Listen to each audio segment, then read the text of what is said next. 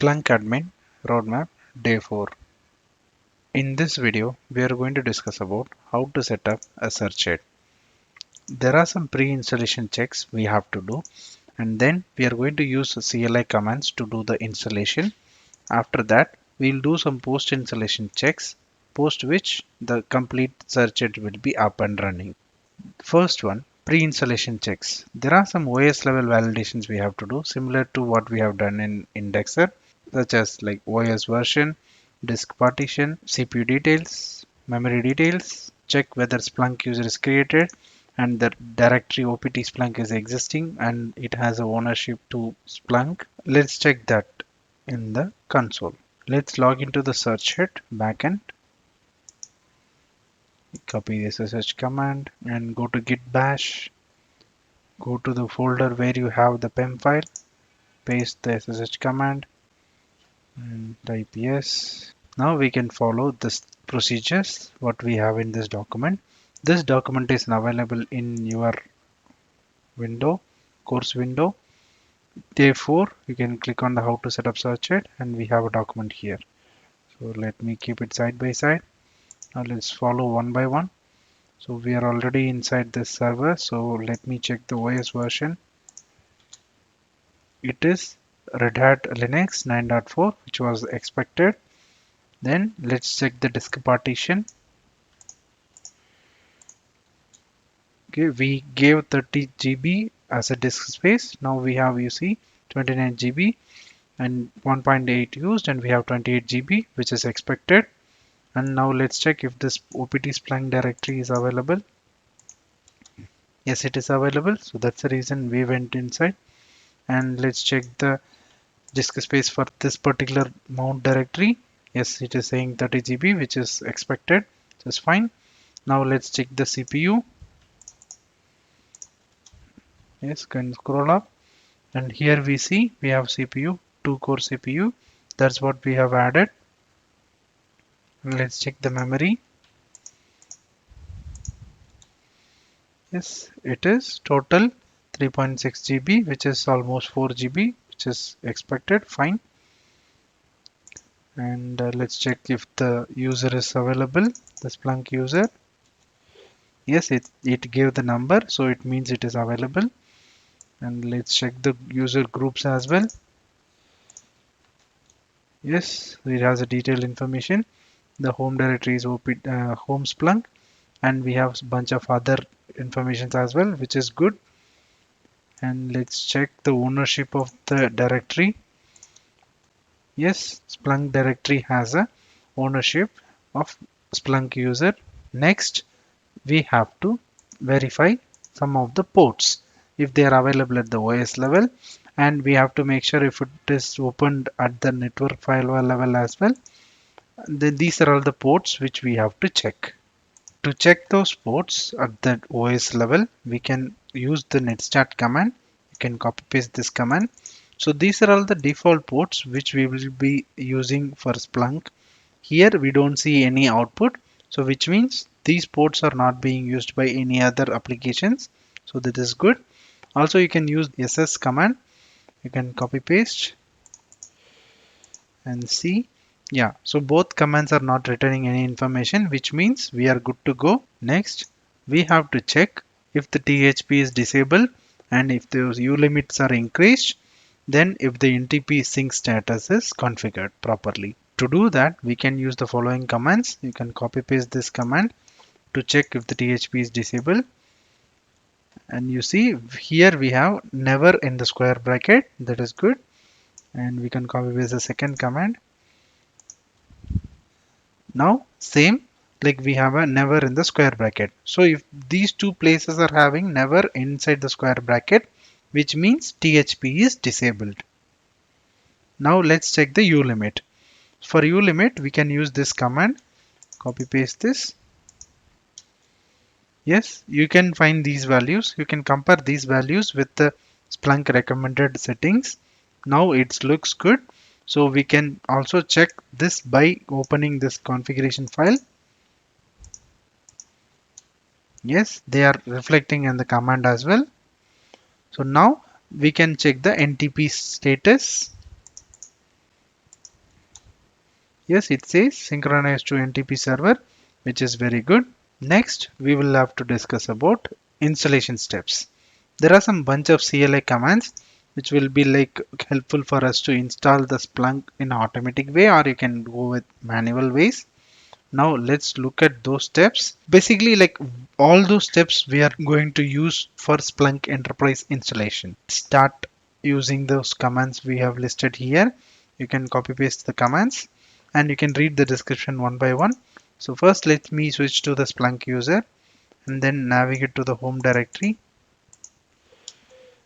And once it is navigated, so we have to use this wget command. So this will download the Splunk Enterprise package from the internet to the server. Once it is downloaded, we can use this extract tar package. Now the package is extracted successfully. Now let's navigate to opt splunk bin directory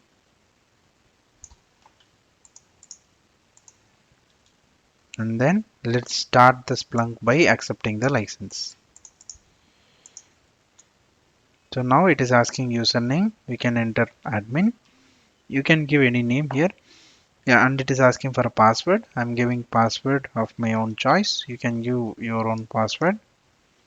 Now it is asking for the confirm password. We can give the confirm password. So Splunk is starting up.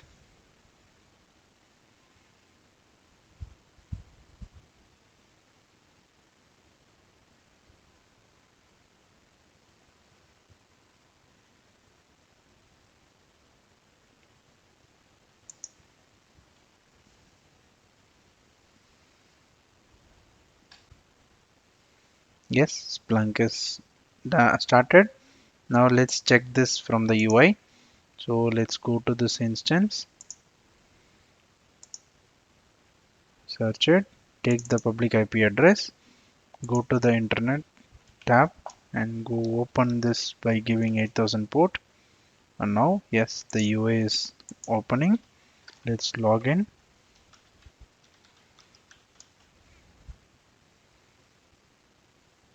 Yes, it is up. Just for clarity, we can go to settings and we can go to server settings to check which server it is and go to general settings. Yes, you see here we have a search it here. So we and in the host name as well we have a search it. So now let's go to the settings and create a banner for this global banner. Let's turn on the visibility and let me keep it as a green and say search head. Let's click on save. You see now the banner we have indexer and we have search it. Oh, let me change it to yellow color and save it. Yeah, we have a search it and we have a indexer. Now there are some post installation steps we have to make. First one is check if the Splunk is running at boot time. If not, inform your Linux team. First one, configure Splunk to run at boot time. Now, if you have access, you can do this. If not, please inform your Linux team or OS team, whoever has the access to it. Second one, check the default server name. If you want to change it now.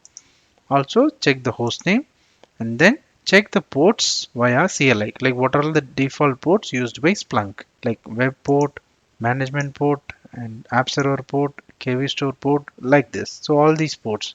Usually they will use the default port. Just for a clarity purpose, we'll have to check. To do that, we can use the commands listed in this document. The first one is opt splunk bin splunk show server name. This will show the server name what is available. We already seen in the UI, but still from the backend we are checking. Yes, it is search it. So we are okay with that. If you want to change it, you can change it with this name, and you can use this command to check the default host name. Yes, default host name is search it, which is good, and verify all these ports.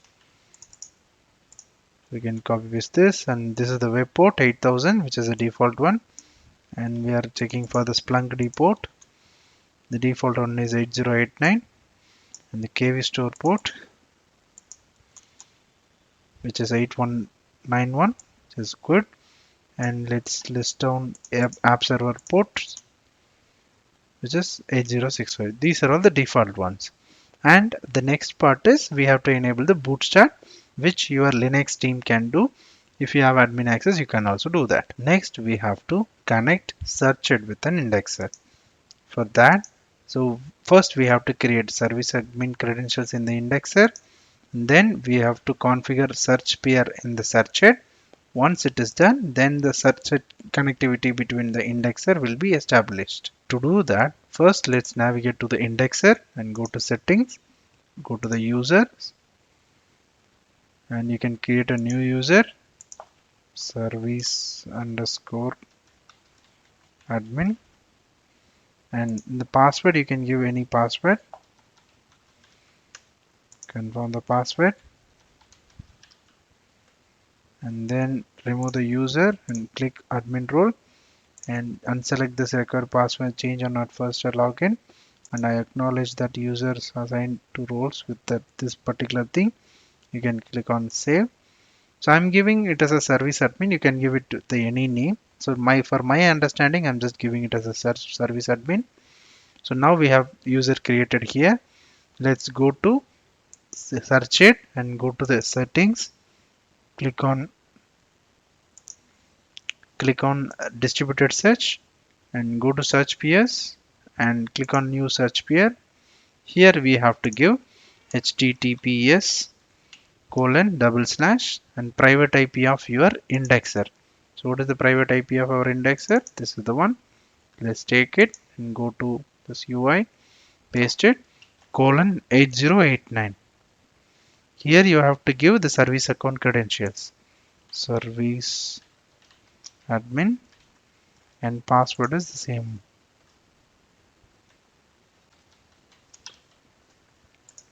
Confirm your password and click. Okay, now it is working.